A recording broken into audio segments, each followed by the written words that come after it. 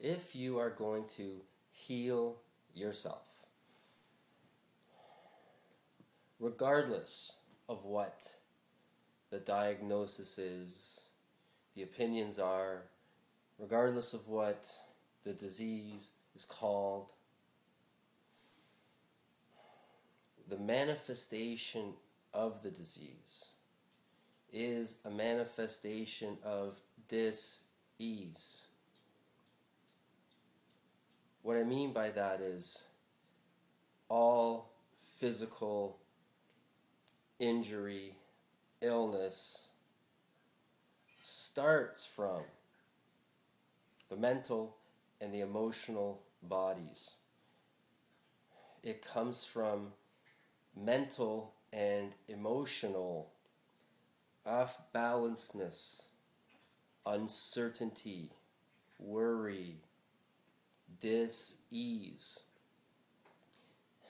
It's so normal for people to have this underlying sense of tension, of uncertainty, of anxiety.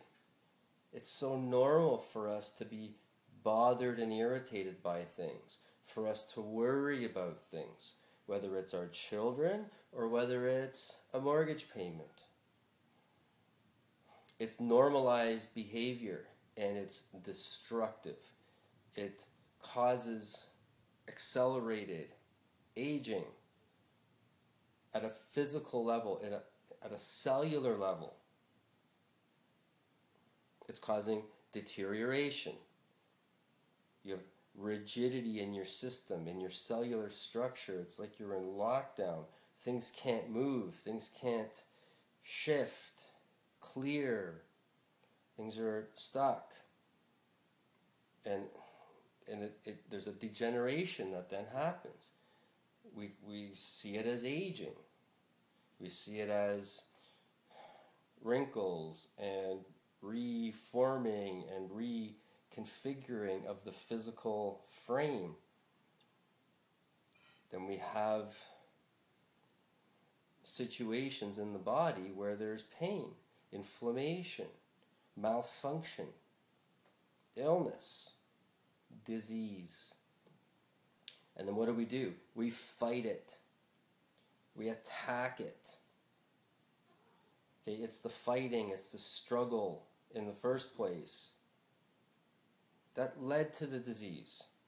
If you are going to heal yourself, look at where the disease is manifesting, how it's manifesting, what organs it's in, what systems it's in.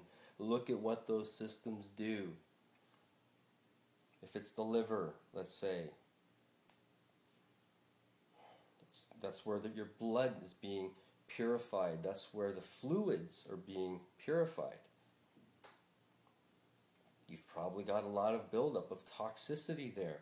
It overwhelms the system and it can't do what it's designed to do, which is to heal and regenerate. If you're in a situation where you are dealing with medical issues in a allopathic way, so using conventional methods, I'm not suggesting you stop. I'm suggesting you start to revisit your assumptions, your beliefs about illness and about well-being in general. This is not about blame. This is about empowering yourself. This is about taking responsibility, the things you need to do. The medical community really cannot advise you to do. Your medical doctor cannot advise you to empower yourself. She cannot teach you to empower yourself as a form of healing yourself in the way that you need to. To some extent, you might find they're open to alternative methods, but if you are going to empower yourself, really you're going to need a coach, or you're going to just need a long time of study, of getting quiet, getting present, clearing the beliefs and the opinions that you have, the assumptions that you have about the way things work. Because what you're going to find is most of what you believe, most of the assumptions you have, the opinions that you hold, the judgments that you hold, the blame, the guilt, the unworthiness, the anger, those kinds of things, you don't even realize, first of all, that you have them. Second of all, where they come from. It's unconscious behavior, it's unconscious patterns, and it shapes every aspect of our lives and our decision making. Chronic imbalance in how we make decisions, making decisions from a place of imbalance, from a place of dis-ease. The outcome is that the decisions you make are compromised. That imbalance, the fear and the worry and the judgment, those off-balancing energies, they undermine your decision-making abilities. So whether it's your decisions about what you say, how you engage with people in relationships, with children, with parents, co-workers, yourself, decisions about what to eat, how to nourish yourself. Maybe you don't even look at eating as nourishing yourself. We tend to look at eating as putting in fuel, putting inputs in. Eating is about nourishing. Some foods will not nourish you. They're just not well suited for you. Every body is unique.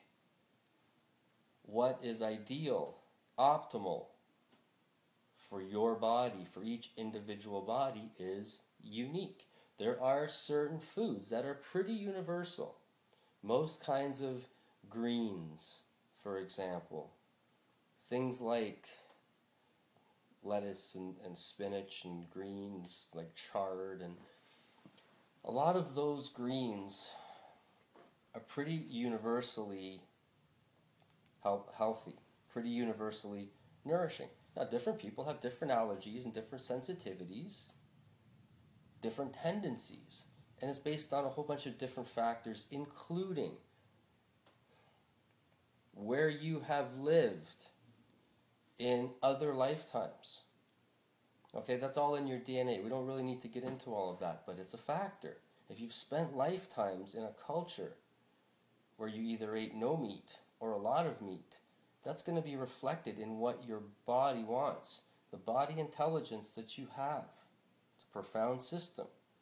It's what takes over after you put the food in your mouth and chew it and swallow it. What happens then? That's as far as you go consciously.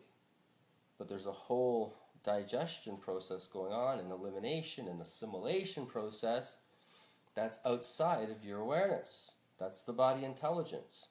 Among other things, regulating temperature and humidity and telling you when you're thirsty and when you need sleep and when to make a scab if there's a cut, things like that.